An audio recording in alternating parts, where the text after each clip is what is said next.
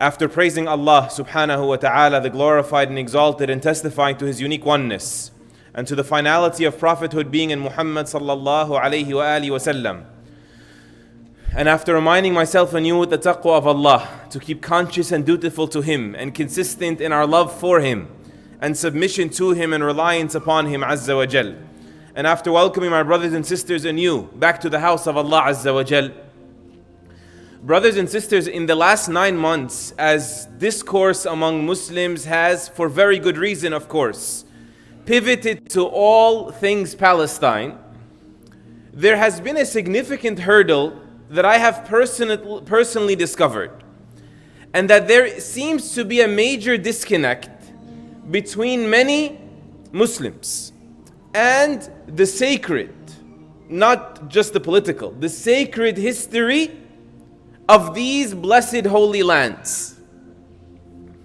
And this is problematic not just because those who are trying to take advantage of that historical amnesia, they cannot be. We cannot just sit around and let them be more knowledgeable of the lies about history than we are knowledgeable about the truth of that history. And it's not just because those who are unaware of history are bound to repeat its mistakes, but it's because this is of religious significance. Like the blessed lands, the holy lands, are like Mecca and Medina. There is no real difference. They are in one category, if you will.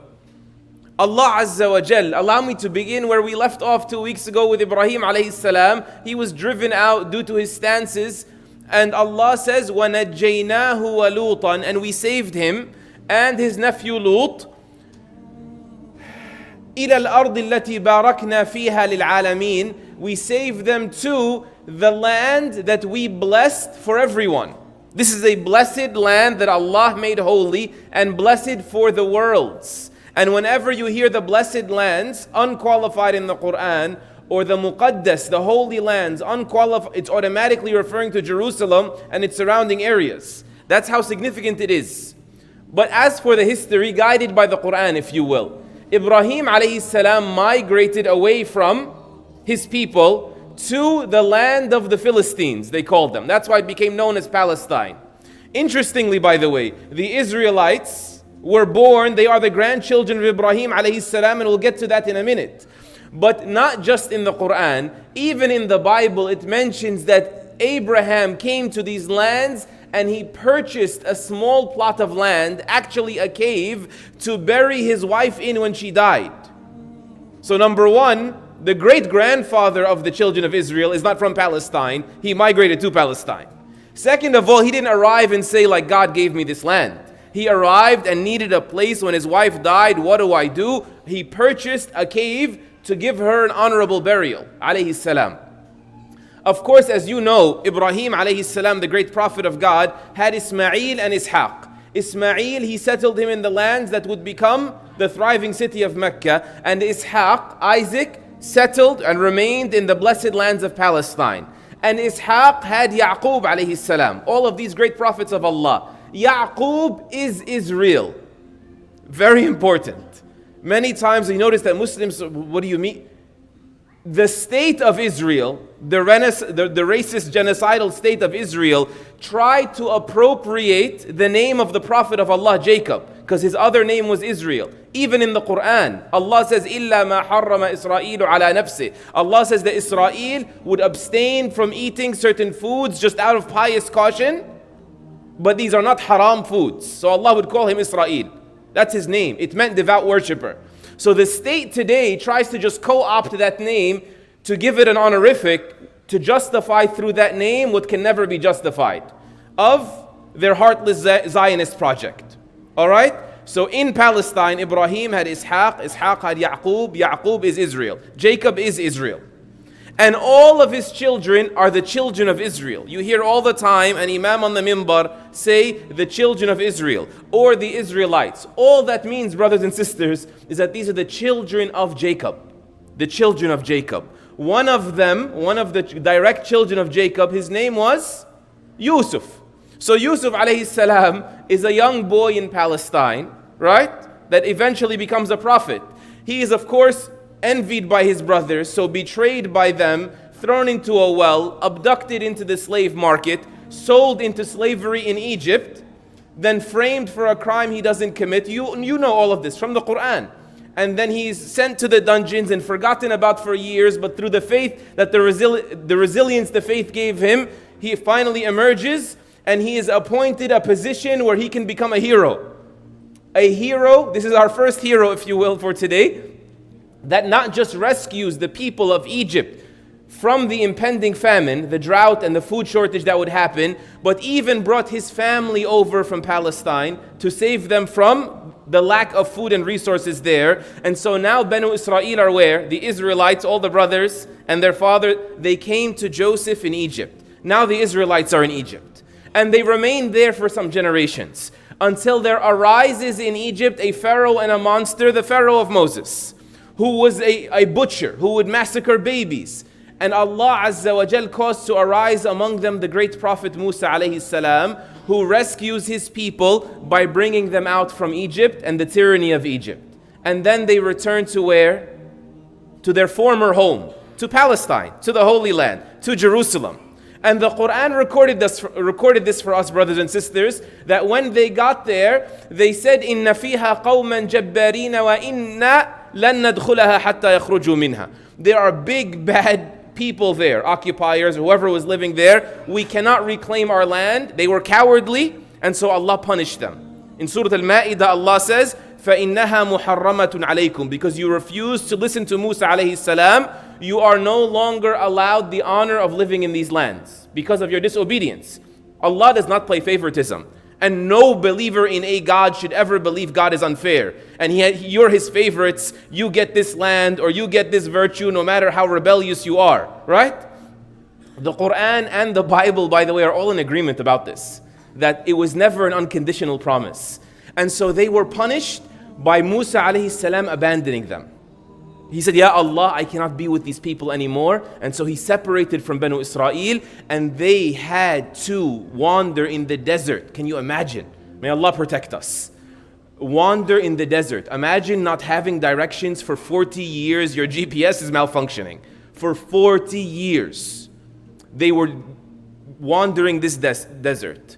As some of the scholars say, perhaps this is because they needed to be stripped of the generation that had internalized the cowardice, internalized the weakness, because they were a slave class and they began to believe that we can't do anything. We can't be people of self-determination. And that's a lesson for everybody. Until another generation arose that was obedient to Allah and fearless due to their faith. The student of Musa alayhi salam, Yusha, Joshua, the one that was serving him in the famous story in Surah Al-Kahf, when he was looking for Al-Khadir to teach him and the young man was carrying the food, that young man is Joshua. That young man is Yusha. 40 years later, Yusha enters triumphant and brings Banu Israel back into the promised land. And they said, "Ya Allah, we've been through so much. Every nation in the world has a king. Why don't you give us a king?" And so he said to them, as Allah captures in Surah Al-Baqarah, "Inna Allah qad ba'atha lakum Taluta malika." Allah has sent you Talut, which is Saul in English or Shaul in Hebrew. Talut is your king. As soon as he appointed them a king, Banu Israel said what? أَنَّا يَكُونُ لَهُ الْمُلْكُ عَلَيْنَا وَنَحْنُ أَحَقُّ بِالْمُلْكِ مِنْهُ وَلَمْ يُؤْتَ سَعَةً مِنَ الْمَالِ. How can he be our leader? We are more deserving of being the kings. They never thought it would be that guy that Allah had elected. وَلَمْ يُؤْتَ سَعَةً مِنَ الْمَالِ. And their explanation was, he's broke. He does not have much money. Of course, Allah does not make mistakes. And Allah picked for them the worthiest leader. And this is a lesson for us as well. Perhaps it was the fact that he was living and growing through financial distress his whole life that made him the most durable and worthy of being a leader. And as we live lives of privilege, we have to be careful about this. And so Talut becomes their king. And he establishes for them their presence in the region. And he was a righteous man, and some scholars say he may even have been a prophet. And he would even tell them that if you are going to march in my army, Surah Al-Baqarah captures this. When we get to that river, you're not allowed to drink. Only take a sip. Only a sip. He told them you have to be disciplined. He said faith comes at a cost. People will try to overrun you. You need to be people of strength, people of resilience. And eventually Allah subhanahu wa ta'ala gifts them with an even greater hero, which is the great prophet Dawud alayhi salam, the prophet David, who was for sure a prophet and a great king. And Allah had him take down an enemy hero that was larger than life. This is the famous story of David and Goliath, which we also have in the Quran. And Dawud alayhi salam was a man of great piety, who would fast one day and break his fast one day, essentially for life, and would sleep only half of the night and pray for a third and sleep for the last sixth. And in another hadith, the Prophet ﷺ said that when Allah showed Adam alayhi salam, the first human being, all of his children, he said, Ya Allah, who is this one with a very bright face? He said, this is one of your best offspring that I will send at the end of time. This is important because everyone's always wondering, like, when's it going to happen? When's it going to happen? At the end of time, his name will be David.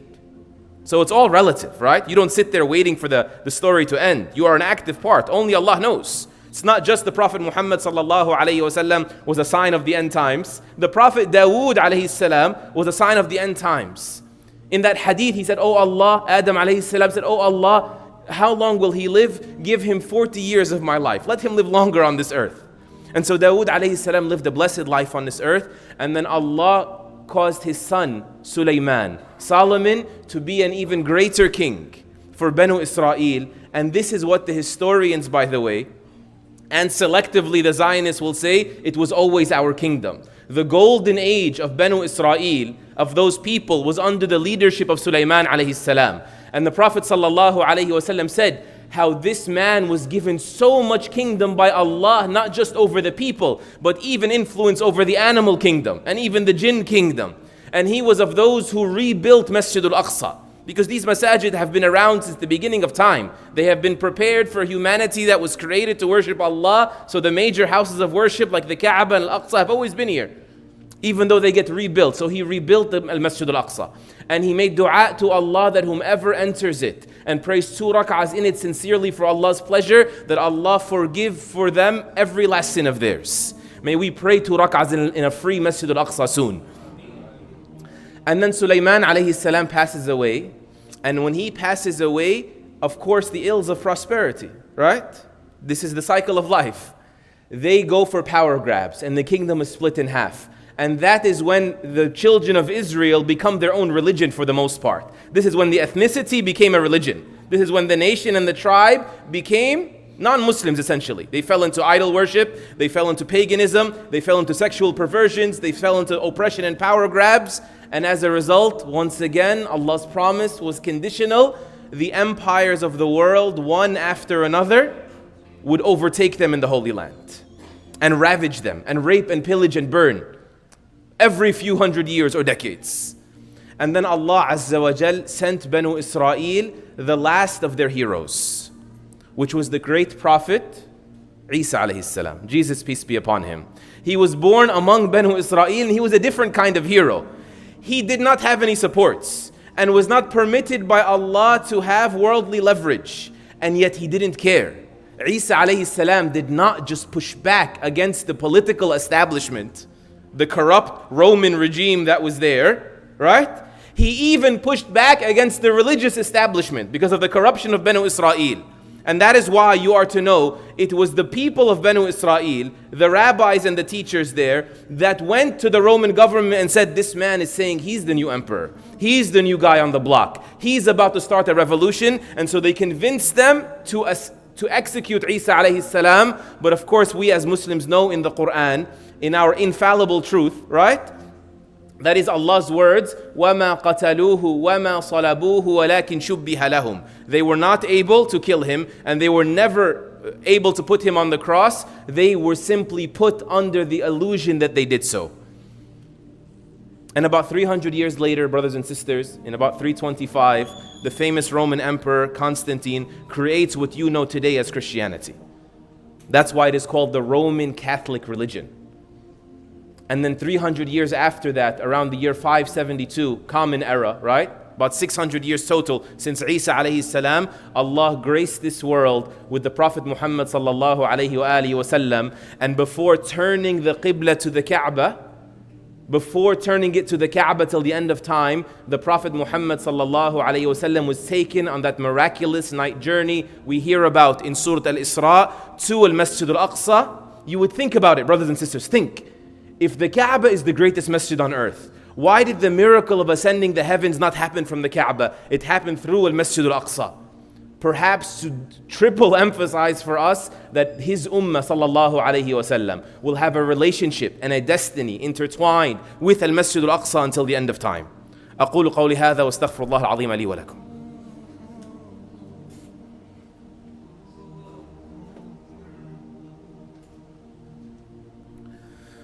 الحمد لله وحده والصلاة والسلام على من لا نبي بعد أشهد أن لا إله إلا الله وحده لا شريك له وأشهد أن محمدا عبده ونبيه ورسوله.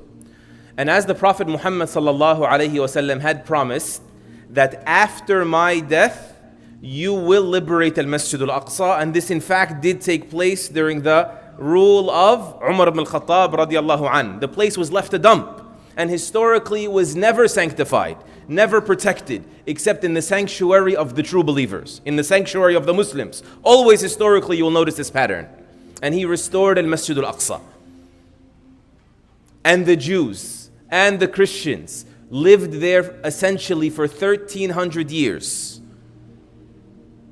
until the rabid dog of Zionism emerged in the last 100 years. So it was never a hatred of the Jews. History attests to that being a lie. It was the hatred of being oppressed. It was the hatred of defiling that and violating the sanctities of human life. And so Umar ibn Khattab liberated Al-Masjid Al-Aqsa, and then the ills of prosperity, brothers and sisters, caught up with this ummah as well. No favoritism. And the Crusaders famously massacred everyone in the city, not just the Muslims, with their blood rising up to the knees in the courtyard of Al-Masjid Al-Aqsa. The Jews were burned inside their temples, alive by the Crusader army. And even other non-compliant sects, different sects of Christianity than the sect of the Crusaders, were killed there as well. Until 100 years after that, Allah sent them another hero in the form of Salahuddin al-Ayyubi, the famous Ayyubid Sultan Salahuddin.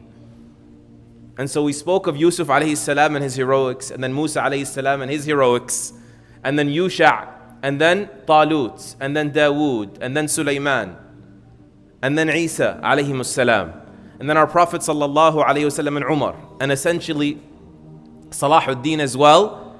And there are many in between. As I close out this khutbah, whomever thinks they were 10 will never be able to be the next one. There are in between so many, brothers and sisters. Knowing our history is a small part of it, but knowing that this also is not our history is something I want to close out with. There were countless mothers who raised Muslims that were ultimately loyal to Allah and His Messenger and to the Ummah and to their principles, even with people outside this Ummah. There were people that never got jaded between the time of the massacre, or between the time of the oppressions and the time when Allah Azza wa Jal restored to those who deserved it. There was 88 years between the Crusaders and between Salahuddin. Within the first week, people started moving. And right before Salahuddin, the leaders before him could have even been greater contributors. It is not just the big names. And I'll share with you one final anecdote that I've shared before and will continue to share. What I didn't tell you is that when Musa alayhi salam brought them back to the promised land, I left 2 ayat out. When Allah said 2 men, and He refused to give us their names, that fear Allah, yakhafun, Allah blessed them with the fear of Him only. They were telling their people, listen to the messenger, just listen to Musa alayhi salam. He said if you march in, you will win. And Allah immortalized their mention. It didn't work because there was not enough of that ummah rising to the occasion, owning their share of the duty. But Allah still celebrated them and uses them to inspire others. He puts them in the Quran. Why?